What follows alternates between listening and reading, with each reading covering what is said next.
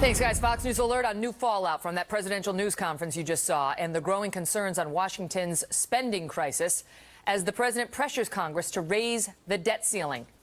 Welcome to America Live, everyone. I'm Megyn Kelly. In the final news conference of his first term, the president moments ago demanding that Republicans increase this debt limit, a debt limit against which he voted. He voted against raising it when he was a senator. But he is demanding that they do differently than he did, or else. Major Garrett, now of CBS News, challenged the president on his own track record on this issue. As you well know, sir, finding votes for the debt ceiling can sometimes be complicated. You yourself, as a member of the Senate, voted against a debt ceiling increase. And in previous aspects of American history, President Reagan in 1985, President George Herbert Walker Bush in 1990, President Clinton in 1997, all signed deficit reduction deals that were contingent upon or in the context of raising the debt ceiling. You yourself 4 times have done that. 3 times, those were related to deficit reduction or budget maneuvers. What Chuck and I think many people are curious about is this new adamant desire on your part not to negotiate when that seems to conflict with the entire history in the modern era of American presidents in the debt ceiling and your own history in the debt ceiling. And doesn't that suggest that we are going to go into a default situation because no one is talking to each other about how to resolve this? Well, no, Major. I think if you look at the history, getting votes for the debt ceiling is always difficult. And budgets in this town are always difficult. I went through this just last year. But what's different is we never saw a situation, as we saw last year, in which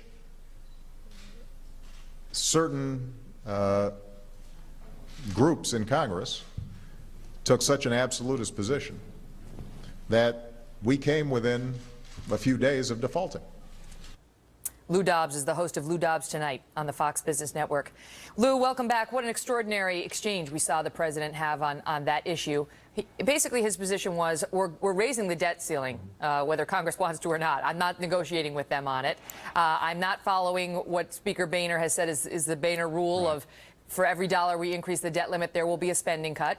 And I'm not going to let them put a gun at the heads of the American people because, in his terms, they refuse to pay the bills they've already agreed to pay. Then when asked about the fact that he himself voted against raising the debt limit back in 2006 when he was a senator, he seemed to say that was somehow different than this because I'm not sure why, but it's somehow different than this. Your thoughts? My thoughts were, well, to begin with, the president displayed absolutely no sense of irony whatsoever about his record, the history, or the, if you will, the particular, I think, extraordinary contradiction in his career, which has been, it was just over 6 years ago that as a U.S. senator, he's voting against a debt ceiling increase. And now, as a president, just about 4 years from having assumed office, he will have almost doubled the national debt in his first term as president of the United States, as at least allowed by the debt ceiling. What he was really saying, it seemed to me, Megyn, was the only antidote and the only possible response for this very carefully thought out president when it comes to the absolutism of the Republicans is to meet it with absolutism of his own, both intransigent, both irrational, and both sure to change over time. It's just a question of when. This is Senator Obama back in 2006. The fact that we're here today to debate raising America's debt limit is a sign of leadership failure. It's a sign that the U.S. government can't pay its own bills, a sign that we now depend on ongoing financial assistance from foreign countries to finance our government's reckless fiscal policies. Leadership means that the buck stops here. And he goes on to say he's going to vote against it. Now, that was his position back then. He was saying no, period, no, to an increase in the debt limit. These Republicans in the House now are saying not no, yes, if we put in place some spending cuts.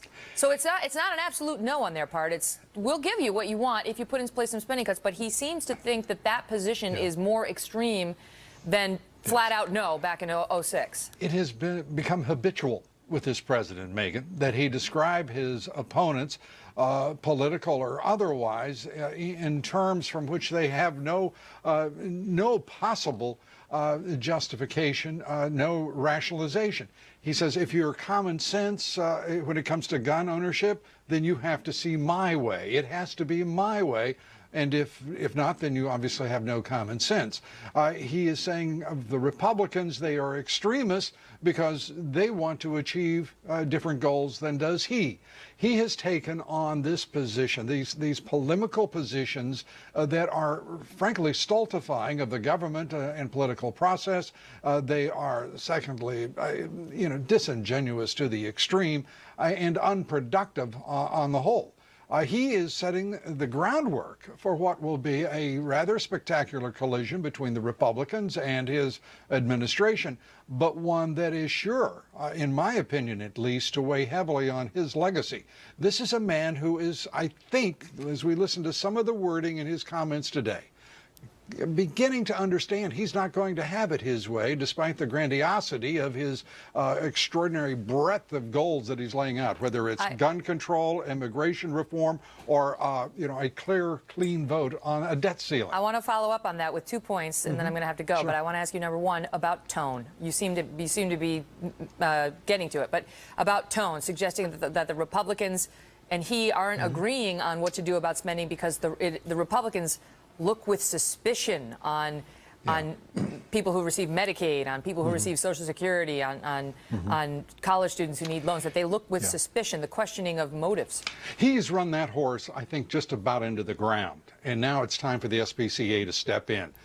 He really needs to back off of that. To protect the horse that's in the ground. I get it. Okay. Took me a minute.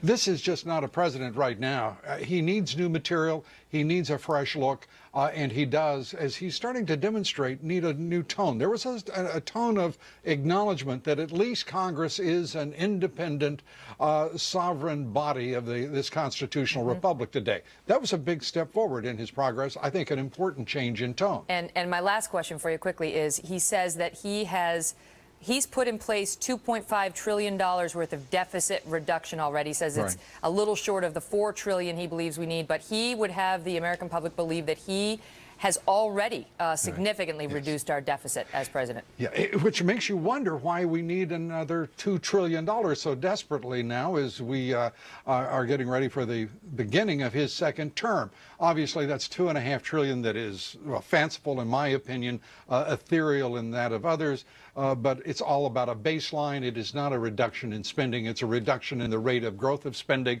which is still, again, suffocating to the private economy and unsustainable over the course of the next several years. Yeah. One thing we did hear the president reference personally, we'd heard it from Nancy Pelosi prior, but now the president personally talking about now closing more loopholes, and that means higher taxes.